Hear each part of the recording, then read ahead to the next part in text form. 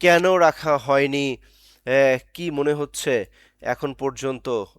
আশিক, আপনার কাছে যদি জিজ্ঞেস করা হয় যে নেইমার জুনিয়রকে কিন্তু এই ম্যাচে এখন পর্যন্ত রাখা হয়নি, কেন রাখা হয়নি, কি কি যুক্তি আপনি দেখাবেন, কি যুক্তি রয়েছে আপনার কাছে? অশেষ ধন্যবাদ আপনাকে।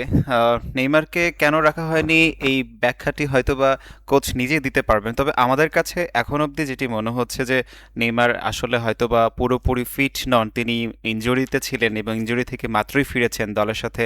আজকে গতকালকে তিনি অনুশীলনে যোগ দিয়েছিলেন এবং সেখান থেকেই ব্রাজিলের যে সংবাদ মাধ্যমগুলো সেখান থেকে আমরা অনুমান করছিলাম যে আজকের ম্যাচে হয়তোবা নেইমারকে শুরুর একাদশে রাখা হতে পারে। তবে এই বিষয়টি কিন্তু আমরা যখন একাদশ ঘোষণা করা হলো তখন থেকে কিন্তু আহ, আহ, তখন কিন্তু পরিষ্কারভাবে বুঝে গেলাম যে হচ্ছে এই একাদশে নেইমার নেই এবং নেইমারকে ছাড়াই একাদশ ঘোষণা করার ফলে শুরুর আজকের ম্যাচে নেইমার থাকছে না। সুতরাং বলা যেতে পারে যে নেইমার যেহেতু শুরুর একাদশে থাকছে না, তার কিন্তু মানে আহ, ইয়েতে মানে দ্বিতীয়ার্ধে নামার সুযোগ রয়েছে, এমনটাও মনে হতে পারে। দ্বিতীয়ার্ধে নামার সুযোগ যেহেতু রয়েছে, সেখান থেকে বলা যেতে পারে যে নেইমারকে হয়তোবা আজকে পূর্ণ সময় না খেলানো হলেও কিছু সময়ের জন্য তাকে আমরা ম্যাচে দেখতে পারি। আর এর কারণ হচ্ছে যে আহ, এর পরবর্তী যে ম্যাচগুলো রয়েছে ব্রাজিলের, সেটা হচ্ছে নকআউট পর্বের ম্যাচ শুরু হবে এবং খুবই গুরুত্বপূর্ণ ম্যাচ। সেখান থেকে ডু অর ডাই ম্যাচ, হারলেই কিন্তু বিদায় নিতে হবে বিশ্বকাপের মঞ্চ থেকে। সুতরাং নেইমারকে পরের ম্যাচগুলোতে খুব বড় দরকার, গুরুত্বপূর্ণ, এবং সে কারণেই হয়তোবা আজকের ম্যাচে তাকে কিছুটা সময় খেলানো হতে পারে এই বিশ্বকাপের সাথে অ্যাডাপ্ট করে নেওয়ার জন্য, বা অন্তত পরিস্থিতির সাথে তাকে খাপ খাইয়ে নেওয়ার জন্য।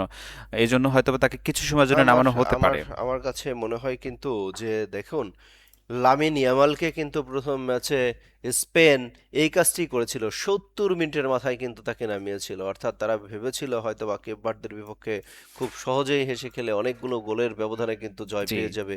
সেটি কিন্তু যেহেতু হয়নি, এ, ফলে কিন্তু আহ, পরবর্তীতে লামিন ইয়ামালকে কিন্তু নামাতে বাধ্য হয়েছিল, যদিও সেই ফলে ম্যাচের ফলাফল কিন্তু খুব বেশি একটা সুখকর হয়নি, অর্থাৎ কিছুই হয়নি। এই ক্ষেত্রে আমার মনে হয় কি, নেইমার নেইমারকে আগে দেখবে যে প্রথম একাদশে প্রথম হাফ টাইমে কি ফলাফল করে ব্রাজিল।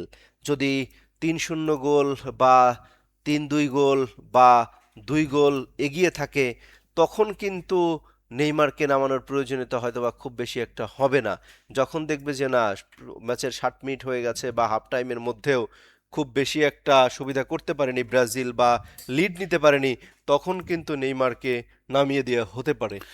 একদমই ঠিক বলেছেন আপনি, একদমই ঠিক বলেছেন। এই বিষয়টা নির্ভর করছে ম্যাচের পরিস্থিতির উপর বা ম্যাচের কোন দিকে যায় সেই দিকের উপর। আর আজকে স্কটল্যান্ডের বিপক্ষে অবশ্যই ব্রাজিল এর আগেও কয়েকবার মুখোমুখি হয়েছে, সেখান থেকে ব্রাজিল এখন পর্যন্ত হারের রেকর্ড নেই দশ ব্রাজিলের। বার 10 বার মুখোমুখি হয়েছে, এর মধ্যে 8বারই কিন্তু ব্রাজিল জয় পেয়েছে। স্কটল্যান্ডের কোনো জয়ের ইতিহাসই নেই। ইতিহাসই নেই। 2বার ড্র হয়েছে। বিশ্বকাপে কিন্তু 4বার দেখা হয়েছে এর আগেও।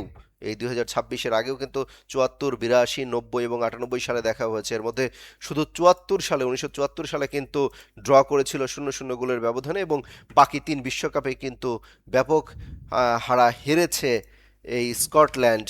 যদি বলি যে এই ম্যাচগুলোতে কিন্তু স্কটল্যান্ড এবং ব্রাজিলের মধ্যকার ম্যাচগুলোতে কিন্তু গোলের ব্যবধান অনেক।